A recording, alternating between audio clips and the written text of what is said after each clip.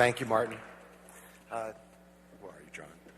This is John Stevenson, who is as much a friend as he is an incredible collaborator on great creative projects. And the reason that I asked him to join us today at DICE, it was inasmuch to honor the C in DICE: design, innovate, communicate, entertain.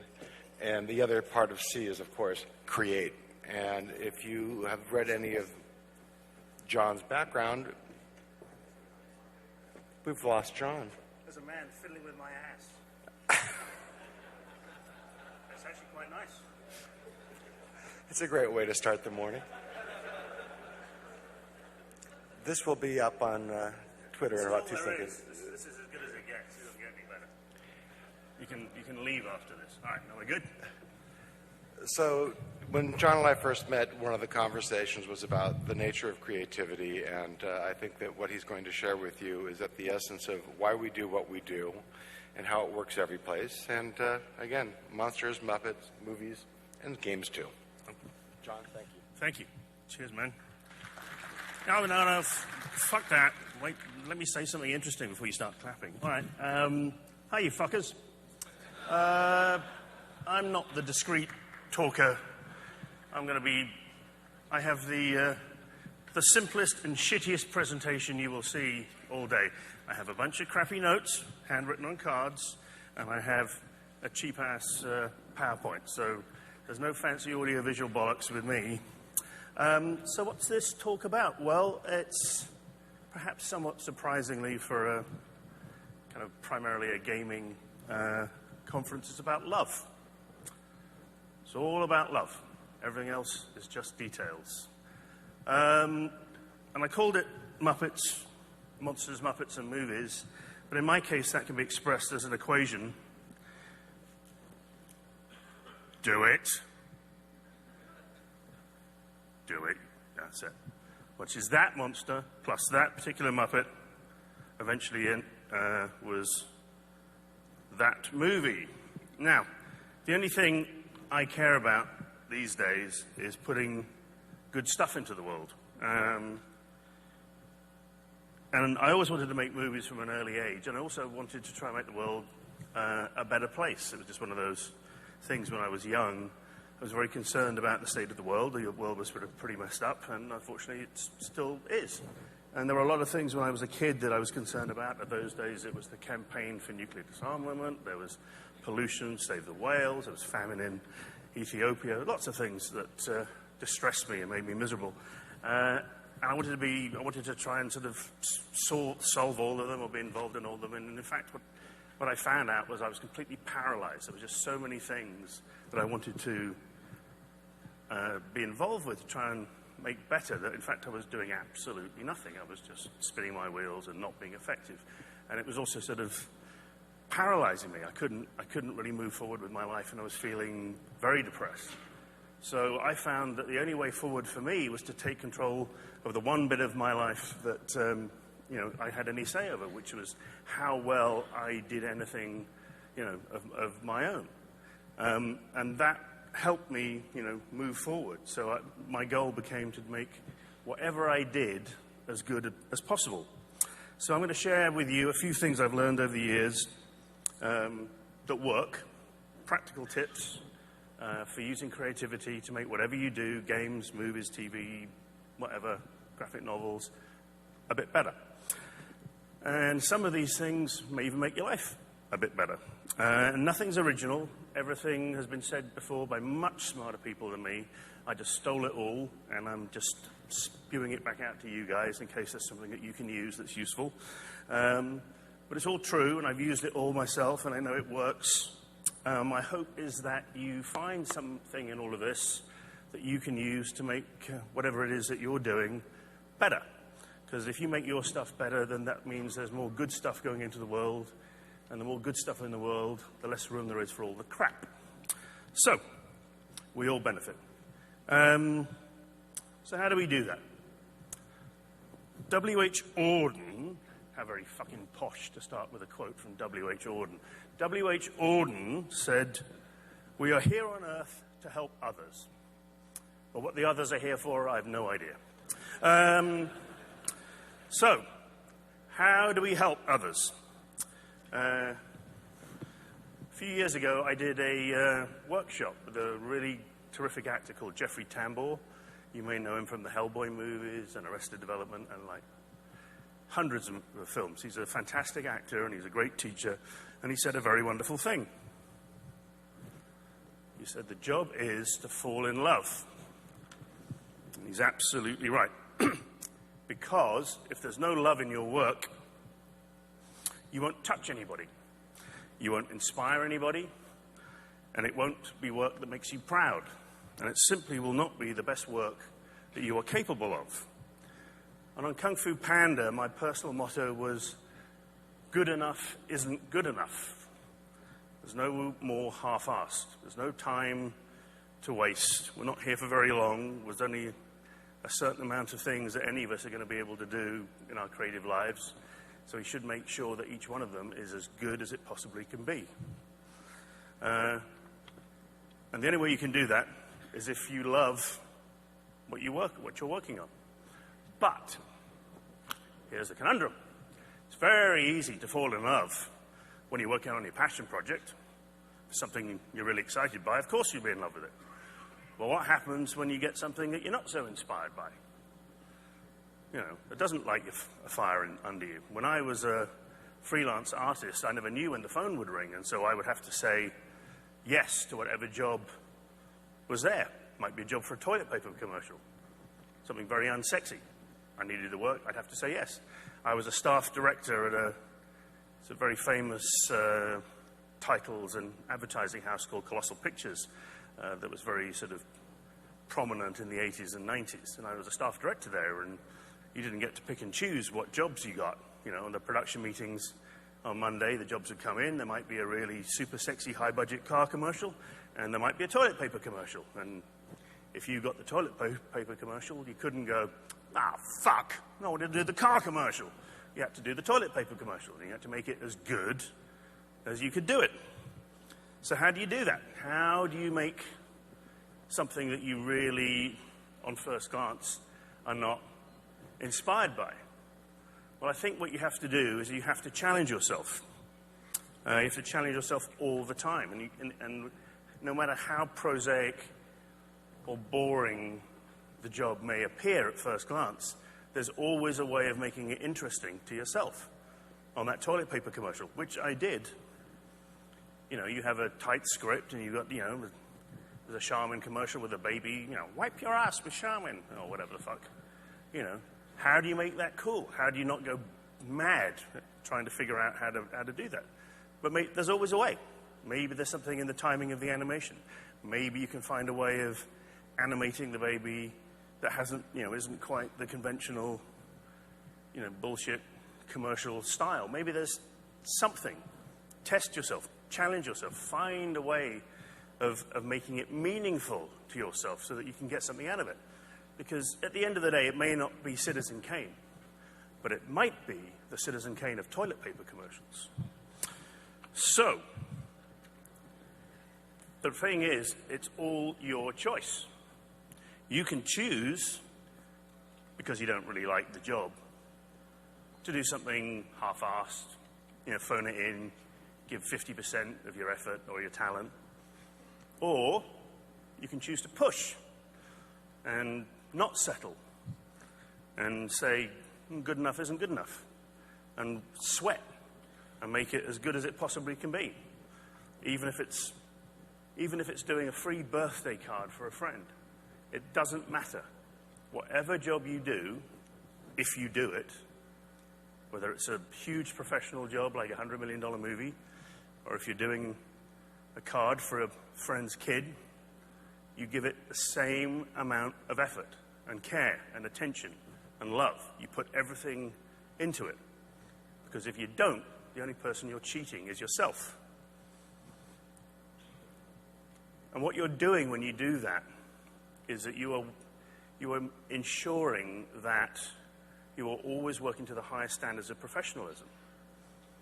And that means that if that dream job comes in one day, you have exercised your professional and creative muscles constantly at peak performance for everything you've ever done.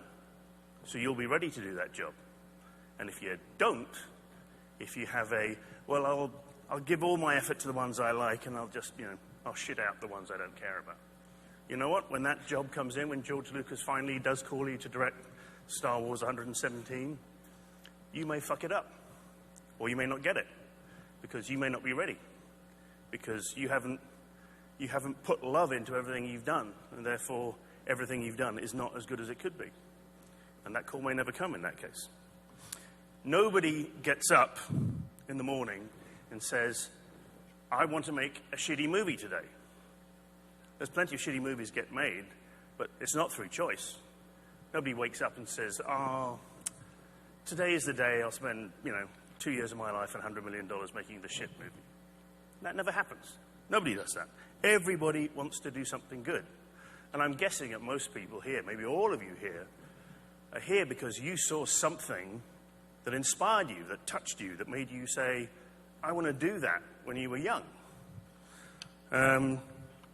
Because if that happened to you and sent you on this path, whatever that was had meaning. It was important. It changed your life.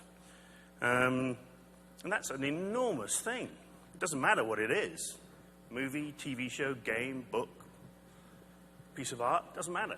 If something affected you so much that you chose this particular path, that was a colossal moment in your life.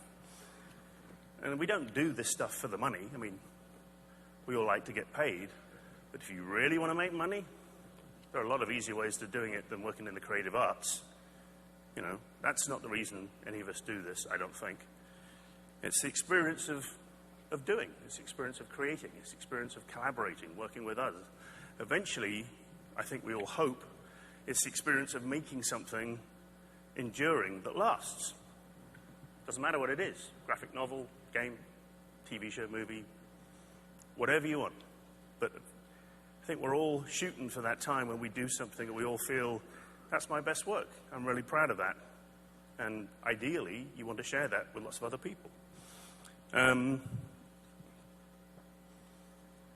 So, I think what this is all about, in some way, is paying back that debt, or paying it forward, if you like.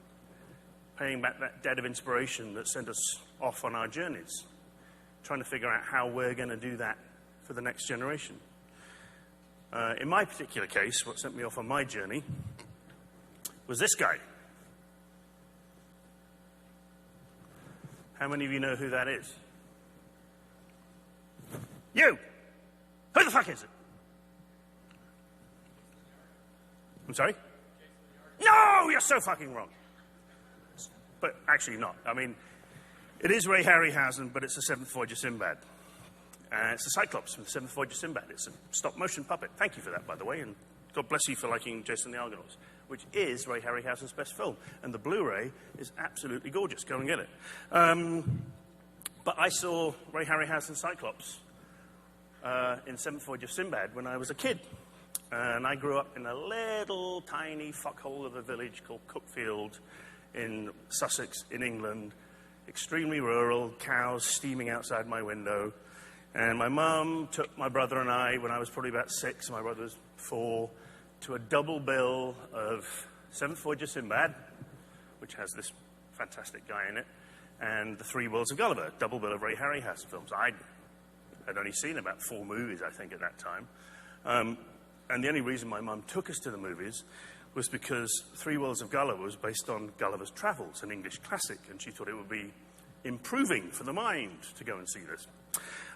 Now, I'm going back to the Dark Ages here.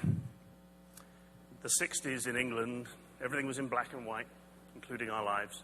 We had 2 channels of television, obviously no internet or video. And so we walk in to the movies, and the way the movies used to work in those days, I know this maybe sounds crazy, but they never had published times. What they had was continuous performances. You would get 2 movies, an A feature and a B feature, a newsreel, a cartoon, and a bunch of commercials, and they would start in the morning and they would just cycle the program around until the last performance. My mother never once looked at the time a movie started. She would just show up to the movies, and we'd walk in in the middle of a film, you know, maybe in the commercials if we were lucky. Sometimes 5 minutes before the end of a movie, find out who the murderer was or see the climax. Sometimes walk in, you know, in the sort of 10 minutes after it started. We would never know which film we were walking into or at what point. And my mum would watch it all the way through until she recognized that she'd seen it. And whenever that point was, she'd grab my brother and I and go steaming out of the theater. It drove me fucking crazy because I wanted to see the things from the beginning. Anyway, off we go to see Three Worlds of Gulliver and Seventh Voyage of Sinbad. And unfortunately for my mother, the point in the movie that we entered was when this guy was roasting a man on a spit. And it blew my fucking mind. I was like, what the fuck is this? There's a giant monster and he's turning a bloke on a spit and it's awesome and it's fantastic. And I could not stop talking about it. You know, she kept asking me about Gulliver afterwards. I was like, nah, fuck Gulliver. The fucking monster with the spit and the chasing and the... Oh, it was fabulous. And I tried to find out more about it, you know, and in the library had like 2 books on movies about Clark Gable or, you know, sort of ancient movie stars. Had nothing on the making of films. It was very difficult to get any information. I had no idea what I was looking at. I didn't know that was stop motion animation. The only thing I did figure out was that in some way it was real.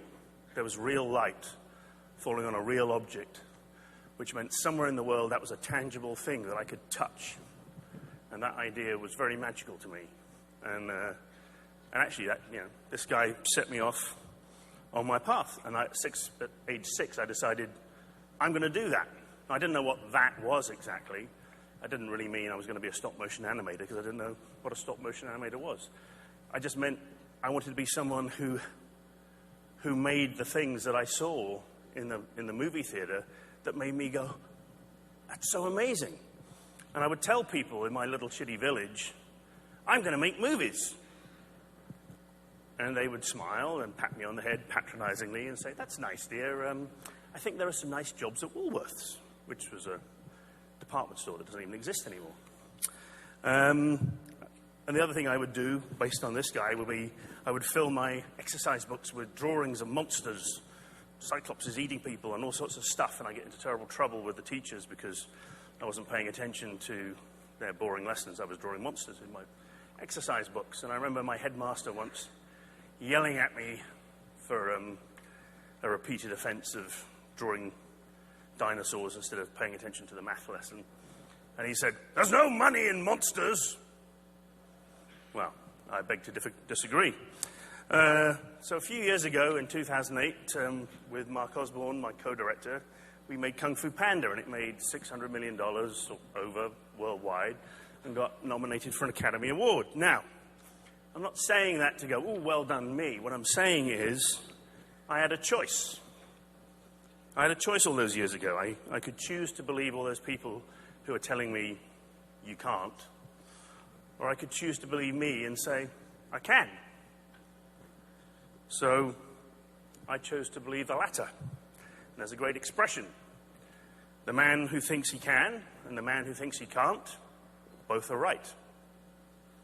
So I came from a little village called Cookfield, and I ended up in Hollywood and made a big hit movie. And all that means is don't let anybody talk you out of your dreams, ever. Because no doubt many people told Ray Harryhausen, you can't do it. And lucky for us, particularly lucky for me, he didn't listen. Because I wouldn't be here without Ray Harryhausen and his Cyclops. It was a hugely meaningful moment to my life, and I still love this guy more than any other movie monster. This is my absolute favorite movie monster because of that. And he's made with love. There's love in every single frame of Ray Harryhausen's animation for this guy. And unlike today, when you have huge teams working on special effects, Ray Harryhausen animated everything himself. So every one of his creations is made with love. And you feel it. You feel all of that when you see it. And that's why I love that Cyclops. So my goal was eventually, I hope to make something that I loved and maybe other people loved as much as I love that Cyclops. So at 16, I left my shitty little village, and I went to London, and I became the runner, the gopher, the lowest guy in the totem pole at an advertising studio, the guy who went to get the sandwiches and did the errands. And I don't have the time. This is a short version, hopefully, of a speech that normally goes much, much longer, so I can't tell you the full story of this. But at 19, I got a job on The Muppet Show, which at the time was being filmed in England and was the most successful show on television. And I went for this job because I'd fallen in love over the years with the Muppets. And I was 19 at that time, and somehow I managed to get an interview at the TV studio, and I went along, and I had nothing. I was so naive. You know, I had like a supermarket carrier bag instead of a portfolio, plastic bag, and a whole bunch of shitty drawings that I'd done overnight, because I'd rung up and didn't even think I'd get an interview, and they said, oh, yeah, come and see us tomorrow at 9. And I had nothing to show them. I had no drawings. So I stayed up and drew Muppets all night on the kitchen table, shoved them in a plastic carrier bag, went up to Elstree, where they were shooting the show, and when I got in, I tell you, first of all, when I rang to get the interview, I didn't think I was going to get the interview. Second thing, when I got the interview, I knew I wouldn't get the job. I knew there was no chance I'd get the job. I was 19, didn't know shit from Shinoa, and had no experience really. There's one thing I wanted to get out of it, if I could, which is I wanted to see the Muppets. And I thought, if I could go up and just actually see the Muppets in person before they looked at my drawings and told me I was a fraud and get the fuck out, then that would be a win. That would be a mighty win. So eventually, I had my first pre-interview with the executive producer and Jane Henson, Jim Henson's wife. Jim Henson, I hope you remember, was the creator of the Muppets. And this was all taking place in a fairly boring office, and my heart sank. It was like, bollocks. I'm going to get found out here and turfed out back on the train, and I didn't even get to see the Muppets. But Jane, very sweet lady, said, would you like to see the puppets? And I was like, yes! So they took me to the soundstage where they were shooting the Muppet Show, and there was this huge room annexed to the soundstage. It was the biggest soundstage in Europe where they shot the show. It was the most expensive show on television. Most people don't realize how expensive each episode of the Muppets was. It was made out of 2-minute chunks, and every one of those 2-minute chunks was usually a specially built and designed sequence. It was a hugely expensive show. Anyway, I have this huge workshop, and there are hundreds and hundreds of Muppets stuck on pegs all around the workshop. And in this workshop are lots of fancy guys with big leather portfolios and impressive art equipment, all drawing Muppets with fancy repeatographs and professional drawing stuff. And I don't even have a drawing pad or pencils. I was so lame I didn't even bring in any drawing equipment. So the ladies who were building the puppets in the workshop very kindly found some old scripts, so they found me like 3 inches of blunt pencil, and I'm holding up the script and trying to draw the fucking puppets. And all I'm thinking is, how long can I keep quiet and just do this and be close to the puppets before finally somebody comes along and goes, yes, could you go now? Don't want you, go away. So, cut a long story short, somewhere in the middle of the afternoon, Jim Henson and the puppeteers come in for their tea break. I end up having a conversation with Jim Henson. And then I go home that evening at about 6. I've been there from 9. I've been there the whole day. I'd managed to squeak the whole day out, hanging out in the Muppet workshop. And I'm leaving, and I don't expect anything else other than I just spent the day with the Muppets, and it was the best thing ever. It was so fucking awesome. I touched Kermit. I got to see all the puppets. And that, I was absolutely thrilled. What I hadn't realized was all the other fancy artists with their leather briefcases and their repeatographs and all that shit, they'd all left hours ago. I was the last man standing. A couple of days later, I got a call from the executive producer on The Muppet Show, and he offered me the job. Me. 19, spotty. Didn't know shit from Shinola. Why the fuck did Jim Henson give me the job when he had the choice of all these super professional, much more experienced, much more talented guys? Jim Henson could have the pick of any artist in the world, and he chose me. Why? Why the fuck would he choose me? I'll tell you why. Because I loved the Muppets. Those other guys didn't. That's why I got the job. Is because I genuinely loved them. And Jim saw that. And he saw that I understood what he was doing and what they were doing. And, you know, I would have paid him for the chance of just going in every day and being around the Muppets. And because he saw that I had genuine love for what he was doing, he invited me in to be part of what he was doing. And he became my friend and mentor for 13 years until his death. And I always say that anything of any value, either professionally or personally, that I've learned in my life, I learned from Jim Henson. He was a very remarkable man, and I miss him a lot. I miss him every day because he was so inspirational. And just to prove that I'm not talking utter bullshit, do it. There we are. When he was young and had hair and weighed several hundred pounds less, but that room goes on. It was a huge room, and there were just Muppets everywhere. And it was bliss. It was bliss working with them. And all of us who worked with Jim Henson, and we're lucky enough to learn from him, you know, we sort of feel a responsibility, I think, these days to try and pass on everything we learned from Jim in the work that we do now, you know. And Jim was a genius, which is a very overused word these days, but he was a genius the way Walt Disney was a genius in the fact that he changed the culture by the power of his imagination. I mean, it's maybe a little hard now. It's been 20 years since he died. But in the 60s and the 70s, the Muppets were everywhere. Everybody knew the Muppets. They were enormous. So us Jim Seeds try and continue his legacy. And Jim was somebody who wanted to change the world for the better. And I think he did. I think he changed a lot of people's lives for the better. But everything that Jim did was done with love.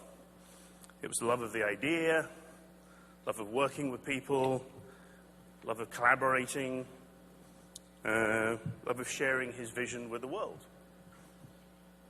And Jim did all of this by leading by example. And it was up to us, the people who worked with him, to keep up, because he was so much smarter and nicer and better than we were. And the way Jim's leadership skills were these.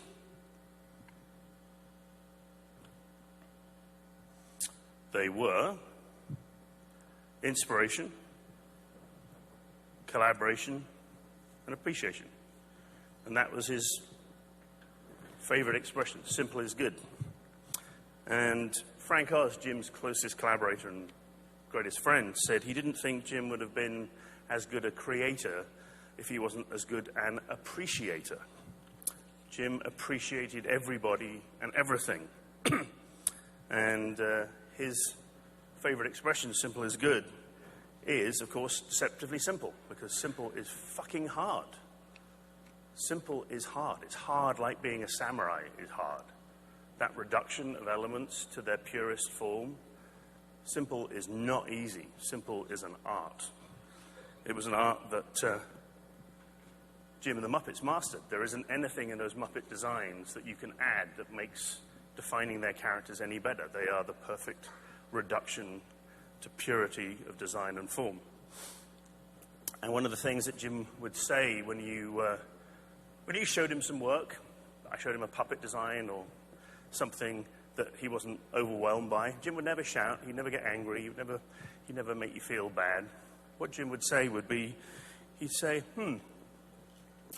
you're trying to get to the moon. You should be aiming for Jupiter. If you aim for Jupiter, you definitely get to the moon. He was a smart fellow, that Jim Henson. And here's, if I've got one thing to impart that I learned, where the fuck are you going? If there's one thing I learned, nobody walks out of my fucking talks. Get your country ass back here. Okay, fuck off. All right. If there's one thing I learned from my time with Jim Henson that was the most valuable lesson in my life, it's this. When I worked with Jim, he was at the height of his powers. He was working on The Muppet Show, the most popular show in television history at the time. He was a multi-millionaire. He had houses in England, in America, everywhere. Jim could pick up a phone and make a deal with anybody to do anything he wanted. He was about to do the Muppet movies. He had Dark Crystal in the works. Jim could do anything. Had the money, had the power, had fame, and he was the nicest man you'll ever meet. Kind, sweet, generous, thoughtful, considerate, compassionate. So here's the enormous lesson, and it's this. You don't have to be an asshole to get everything you want. And there's a lot of people in Hollywood, I don't know about your industry, that haven't learned that lesson. So, the writer G.K. Chesterton said this: artistic temperament is a disease that affects amateurs. That was a sign that was printed huge and hung in the casting office at ATV Studios where we did the Muppet Show. It was the first thing you saw as you walked through the door, if you were an actor or going for a part, was that sign. There's no room for divas. Now, since Jim, I've worked with my share of screamers and dickheads, and people who thought that yelling and bullying was the right way to get work out of people. But it isn't. And we did our very best work on the Muppet Show for Jim out of love, because we loved Jim, and we loved what he was doing, and we wanted to do our very best. And everybody on the Muppets did their very best work just because they couldn't imagine anything more fun to do. So what Jim wanted was 100% of your brain working to problem solve creative problems. And so it had to be okay to fail. It had to be okay to make mistakes as you were trying to figure stuff out. And mistakes were not penalized. Jim thought they were gifts. There was always something to be learned from a mistake. Maybe not for that problem, but for another problem down the road. And playtime was encouraged. There was jokes and goofing about because Jim felt you never knew where a good idea was going to come from. Maybe in some practical joke, an idea for a character or a sketch might come about. So ideas were gratefully received from any place, and the atmosphere on the Muppet Show was extremely relaxed, very happy, very playful. And Frank Herbert in Dune says fear is the mind killer. And he's absolutely right. If you are fearful, you cannot be creative. So there's a great thing that you do in acting if you get blocked. Sometimes you've got a scene, you're doing a performance, and it's just not coming out right. You know, maybe it's just the pressure of the moment or whatever. But a great way of shaking things up is to do it wrong. You know, if you're playing a love scene and it's coming out shitty, you know, you just play the opposite, okay? Play that love scene as if you were really mad, okay? Now, it'll be completely wrong, but by the very fact of doing it wrong, you may shake something loose so you can do it right. It may free you up. So, do it wrong to do it right, or my expression on Kung Fu Panda, fail. Try it. You'll like it. Because here's the thing. If you are afraid to fail, you will never do anything good.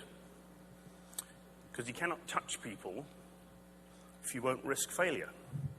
And you cannot love anyone or anything unless you are open. And if you're open, then you are vulnerable. And if you're vulnerable, then you must work in a secure environment where it is safe to fail. Because if you know that, then you can dare. The spiritual writer Basil King said, "Be bold and mighty forces will come to your aid." And in our case, those mighty forces are the ones of inspiration. So when I left the Muppets, I promised myself that if I ever got a chance to make a movie, I would try and make one following Jim Henson's guidelines and doing it the way Jim hopefully would have liked. So this talk that I have given around the world, a lot of it's to do with movies, but you know, if I reference movies in this last part, hopefully you'll find ways of translating it to games or whatever it is that you do. These are just practical problem-solving tips to help get your ideas out and better. Here's a great one. Absolutely fantastic. Chuck Jones, the Yes Session. Who knows who Chuck Jones was? You! Who was he? Yes! Fucking right. The best director at Warner Brothers, who made the funniest Roadrunners and Bugs Bunny cartoons. Genius animation director. He had this way of working. They had horribly tight schedules on those 7-minute Warner Brothers cartoons. They just cranked them out. And the way it would work would be they would literally finish doing one short, and then the writer, or the guy who came up with the story, Michael Maltese in Chuck Jones's case, would get the weekend to think of the concept for the next one, come in, and there was a production meeting on Monday that went from 9 until 12, and he would pitch the idea for the next film. Now, that production meeting that was attended by creative people as well as management and production staff and producers, Chuck Jones turned into the Yes Session. And the rules for the Yes Session were simple. Nobody could say anything negative. Because Chuck Jones, being a very smart man, knew that creative ideas are very fragile little things. And it doesn't take very much to snuff them out. And so what he didn't allow was anybody saying, oh, I don't like that. I don't want to do that. I don't like it. Wasn't allowed. Absolutely was not allowed. So whatever the writer came in with, even if it was something as simple and lame as, oh, I don't know, what about a Western with Daffy Duck? Even if it was just that, the rule was you could only say positive things to make that idea better. And if you hadn't got anything positive to say, you shut the fuck up. And what Chuck Jones found was that 3 hours of a room full of about 30 people only saying positive things, at the end of that 3 hours, he and the writer would have enough material that they could go off and build the next 7-minute short. Not all the ideas were going to be great, but enough would be. And the other thing he found was that even the most negative people, even the most uncreative people, would get so frustrated because they couldn't say anything that they would rack their brains to try and find something positive to say. And so, by doing so, he just made them just a tiny bit nicer. But this works. I guarantee you, this works. If you get stuck, if you're in a team brainstorming for a game or anything, a graphic novel, a movie script, doesn't matter. You know, grab a bunch of your closest creative collaborators, get in a room for a few hours, and don't allow anybody to say anything negative. And I promise you that whatever logjam you've got, you will have shifted after that time. As I said, you may not have 100% of the answers, but you will have a lot more than when you first went in. And I promise you, you will have more than enough to get going. It's a fantastic way of getting over those points when you get blocked and you can't think of anything. Now, improv. I recommend doing improv. I don't care whatever you're doing. Improv is a great way of shaking your brain cells up, making you more creative. There are rules in improv. I'll try and rattle through this. Oh, shit. Am I out of time? How much? 5 minutes? Okay. All right, I'll rattle through this. Okay, rules in improv. When you come out on the stage in improv, you've got nothing. You're making it up as you go along. So the rule is always yes and, never no but. You accept every offer from your partner. So you never deny their offer. If I come out and go, hey, Billy, my long-lost brother, how you doing? If I'm the other performer and I go, what the fuck are you talking about? My name's Fred. I've never seen you before in my life. That scene, dead. So whatever that person says, I accept it. I go, yes, I am Billy. Great for meetings. Always yes and, never no but. Don't be the no but person. Fuck those guys. Make your partner look good. In improv, You need each other. You know, you're surviving on this stage in front of people with nothing but each other. It's not about making me a star. It's about surviving and making each other look good. This is great in real life. Make your partner look good.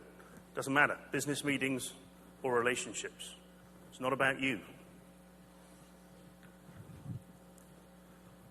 I can't really go into this in very much, but I'll just say this very quickly. Reincorporation. Human beings are pattern recognition animals.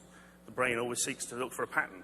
In improv, the simplest rule to make a scene is if you say orange at the beginning and then you go into outer space, turn into a zebra, you come and meet your long-lost grandmother. If you say orange at the end, the human brain goes orange, orange, scene. It's called reincorporation. Now, on a creative project, very often you will get blocked.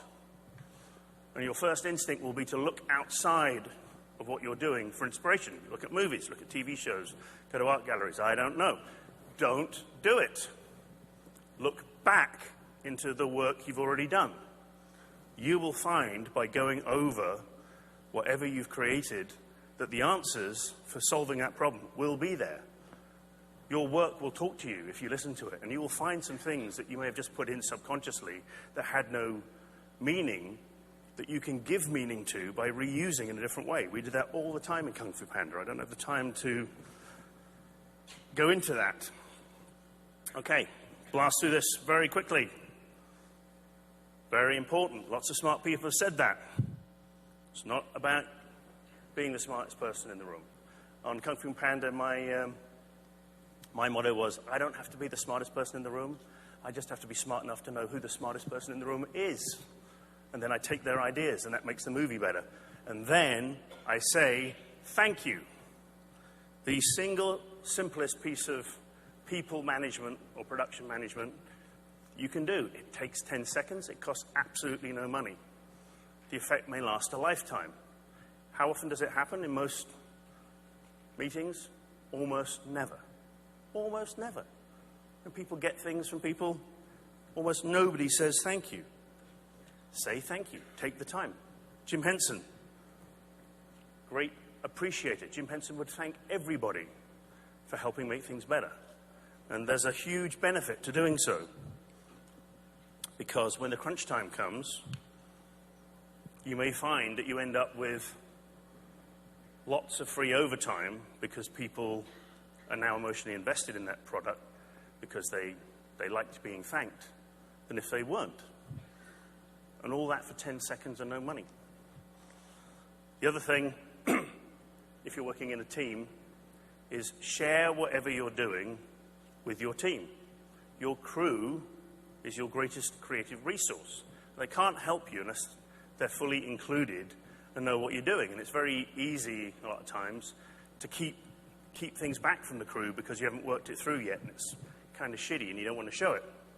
Show it when it's shitty. They can't help you unless they understand what the problems are. And you have to remove the fear of failure, and you have to be open and vulnerable if you're a team leader, if you're a head of department, a producer, a director, I don't care what it is. You know, your job is to inspire every day, 24/7. That's your job. But to do that, you have to be open and vulnerable. And you have to say things like, I don't know. Saying I don't know is actually the strong position. If you're not a complete douchebag, and you've included your crew, and you say, I don't have the answer to this, can you help? Your crew will help you. If you're a dickhead, they won't.